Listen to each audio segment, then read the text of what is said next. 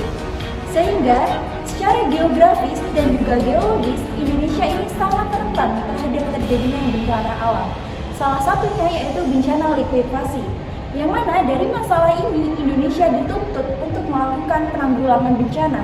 Sehingga saya sebagai mahasiswa ilmu keperawatan, saya akan melakukan edukasi terkait mitigasi bencana, yaitu pada bencana mitigasi likuifaksi. Oke, baik. Assalamualaikum warahmatullahi wabarakatuh. Waalaikumsalam warahmatullahi wabarakatuh. Baik, ibu semuanya, sebelumnya di sini perkenalkan saya lagi mahasiswa dari Universitas Kampus Bali. Sebelum itu, sudah biasa di sini saya akan melakukan sebuah edukasi kesehatan mengenai mitigasi bencana. Baik, sebelum itu saya ingin mengucapkan dahulu ya, gimana nih kabarnya yang pada hari ini?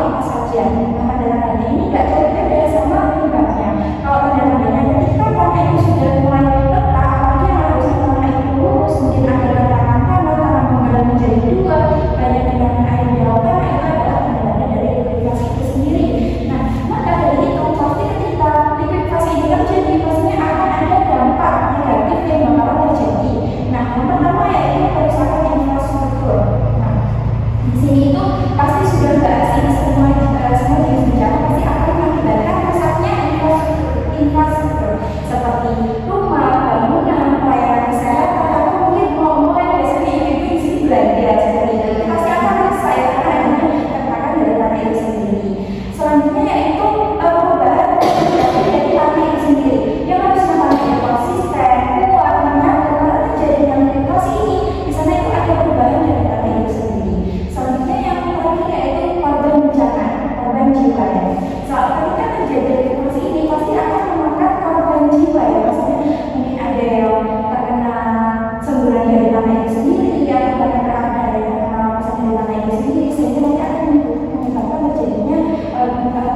yaitu faktor bencana itu sendiri. Nah, dari masalah yang terjadi seperti itu, apa yang bisa kita lakukan? Jadi di sini ada beberapa hal yang bisa dilakukan oleh ibu-ibu sekalian yang dinamakan mitigasi bencana. Di mana mitigasi bencana ini adalah kegiatan untuk mencegah terjadinya resiko bencana itu nanti. Nah, di sini ada 3 tahapan dimulai dari perencanaan atau sebelum bencana.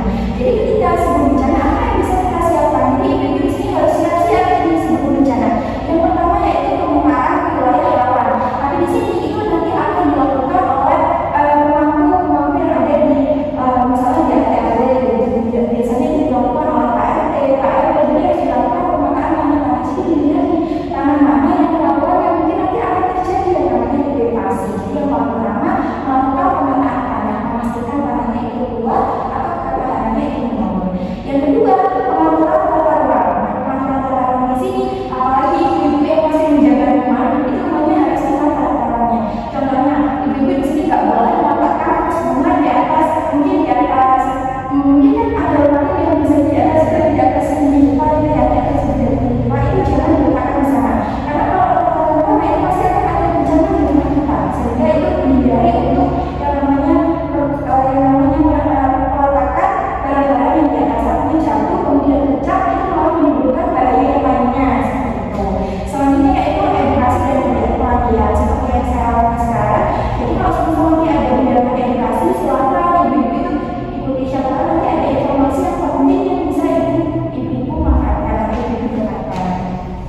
Selanjutnya yaitu melakukan persiapan. Jadi di sini ada persiapan secara fisik. Yang paling penting menyiapkan tas siaga bencana. Jadi nanti tas siaga bencana itu isinya ada yang pertama obat-obatan. Jadi obat-obatan itu penting. Jadi apalagi kalau untuk ibu-ibu atau punya anak, punya suami, punya kakak yang punya penyakit hipertensi atau asma, itu obatnya jangan sampai kita dibawa. Beli juga obat-obat yang ringan seperti obat pusing, kemudian obat demam itu juga harus dibawa. Setelah itu dokumen yang bikin surat